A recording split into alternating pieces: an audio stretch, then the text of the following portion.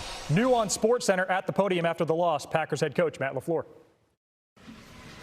Well, obviously, this one is going to hurt for a really, really long time. You know, when you are in complete control of a football game and the script gets flipped in the second half, and it was a lot of self-inflicted things. And you know, give credit to them. We knew they were a team that could come back and fight. I mean, they proved it all season long, and we had opportunities to kind of put them away, and we didn't get it done. Now, what do you think happened? A lot of bad things happened. I think a pivotal part was offensively. We come out in the second half and just could not get anything going. And you know, you go 3 and out.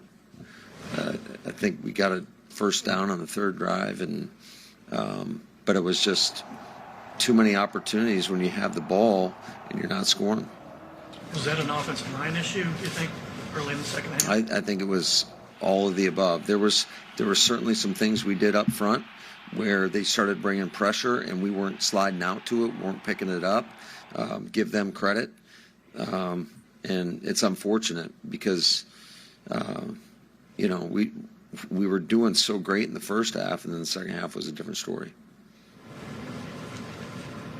Matt, you said you had some self-inflicted wounds in this game, but how much did Caleb Williams, what impact did he have, do you think, in kind of turning that game around? How much did he kind of will the Bears offense? Yeah, he's a great player, and he's proven it time and time again, and you just can't give him that many opportunities, and that's collectively. That's offensively, that's on special teams, and then certainly on defense. You got to find a way to put him away.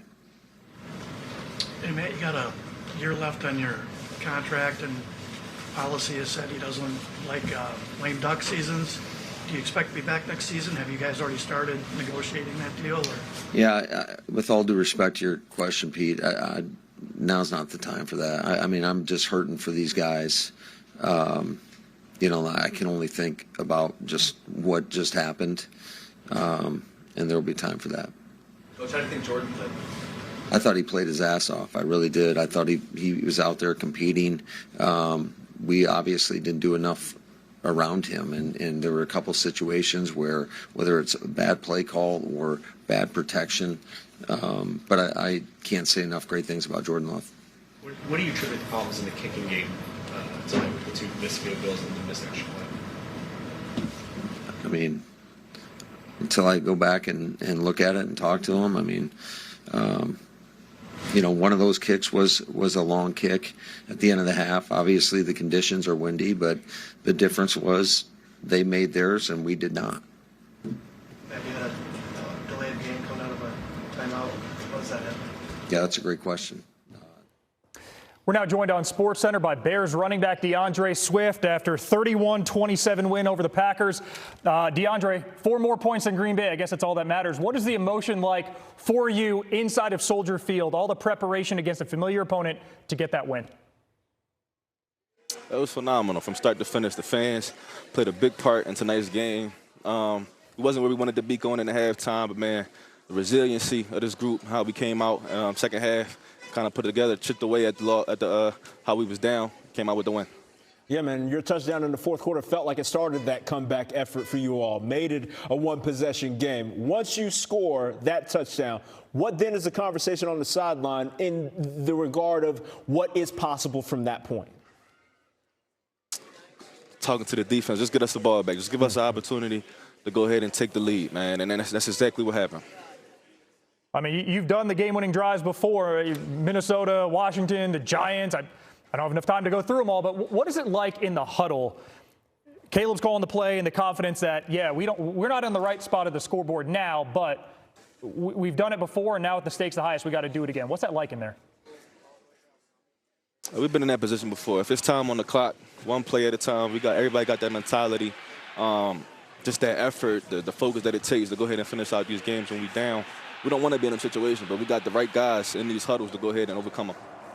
Speaking of the guys in your huddle, it's man by one Caleb Williams. And as you spoke to, just understanding from top down, from QB1 down, you all know that you have the capability of making those plays. What kind of confidence do you have in that brother the moment he steps into the huddle? The utmost. He makes plays and got to have situations. You seen the fourth down. I don't know how he got the ball off, but he did it. He's amazing. DeAndre, this is the third time you're playing the Packers in 5 weeks. And obviously, I mean, you know the history there, and fan base is not big fans of each other. When you're playing a team that often, and what we saw today in the wild card win, how closely did what we see reflect what you wanted the offense to look like coming into this game? We didn't start off the way we wanted to. We had a good drive, first drive, came away with 3 instead of 6. But the way we finished, is what I'm proud of. We got time on the clock. I know we got the right guys in the locker room to go ahead and make it happen. Now, knowing what's ahead for you, knowing that you will certainly learn from the film, what's something specific offensively that you took away from this one that you want to make sure you tweak in the right direction going into next week? We got to get better. We know that, and we said it after the win. We understand going into these games, we can't give away possessions. Every possession got to count, and that starts by taking each play and making sure we're in our details one play at a time. But we cannot give away possessions. How about you personally? What are you going to do to get your mind and body right for the biggest game of this season, and for you, I guess, the biggest game of your career to this point? Just continue to stay on my routine and continue to make sure I'm right physically, mentally, and come back to work. What I always do. Oh, man, simply put, I ain't mad at it, man. Best of luck going forward. Woo! Best of health as well. Shout out to the homie walking by as well. DeAndre Swift, we appreciate you joining us here on SportsCenter, bro. Yes, sir. Thank you. Y'all have a good one. You too. Man. All right, we're back here with you on SportsCenter. Unbelievable effort from that Bears squad. It was just ridiculous to watch. Yeah, every time you thought it was done and dusted, even with the hindsight that, Lewis, it happened before, it's still a bit of a surprise, 25-9 in the fourth quarter. Lewis, you've heard the sound from Matt LaFleur. You heard DeAndre Swift, him getting his mind right. I guess we'll start with LaFleur and the Packers. Yeah, what must happen? This has been a few times, this team. They had 3 games this season where they didn't punt and lose. They twice had the Bears on the ropes, couldn't get it done. How does this franchise fix this so that in these games of high stakes against familiar opponents, they end up on the right side of it? Yeah, look, there's things that obviously have to do with the actual X and O part of it and the execution part of it on the football field, and Matt talked a little bit about that.